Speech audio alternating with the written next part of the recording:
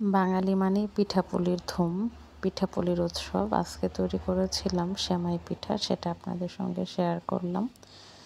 এই সেমাই পিঠার জন্য সুন্দর করে চালের গুঁড়াকে গরম পানি দিয়ে একটু সেদ্ধ করে খুব ভালো করে ময়ান করে নিতে হয়।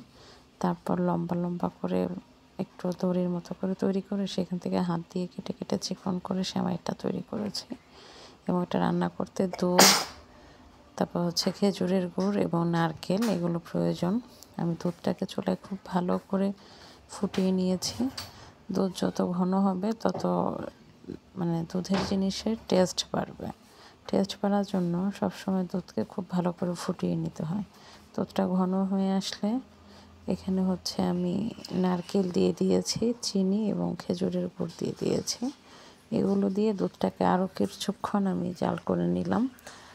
তাহলে চিনি এবং গুড় এগুলো সবই ব্যালেন্স হয়ে যায়। চিনি পরিমাণটা খুব অল্প দিয়েছি, গুড়ের পরিমাণটাই বেশি ছিল, কারণ একদম পুরোটা আবার গুড় দিলে কালারটা বেশি ক্যাটকেটে হয়ে যায়, আমার ভালো লাগে না। আপনাদের যদি মনে হয় যে আপনাদের একটু বেশি গাঢ় রং পছন্দ, তাহলে চিনি না দিয়ে পুরোটাই খেজুরের গুড় দিয়ে তৈরি করতে পারেন। সুন্দর করে আমি যখন এগুলো ফুটে এসেছে তখন সেখানে আমি যে হাতে কাটা সেমাইগুলো ছিল সেগুলো ছেড়ে দিলাম এবং এগুলো দিয়ে অনেকক্ষণ জাল করে নেব। তাহলে এটা খুব পারফেক্টভাবে সেদ্ধ হবে এবং এটা খেতে বেশি মজা লাগবে।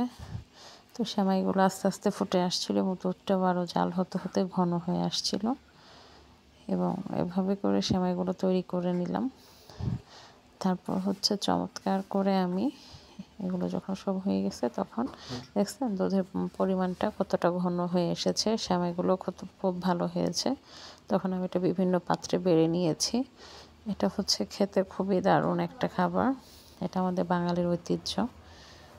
আসলে শীতকাল মানে পিঠাপুলির ধুম পড়ে যায় এবং এটাই বাঙালি হিসেবে আমাদের সবচেয়ে বেশি পছন্দ। আমি একদম সবগুলো পাত্রে সুন্দর করে বেড়ে নিয়েছিলাম। সবাইকে শুভরাত্রি, সবাই ভালো থাকবেন। আসসালামু আলাইকুম।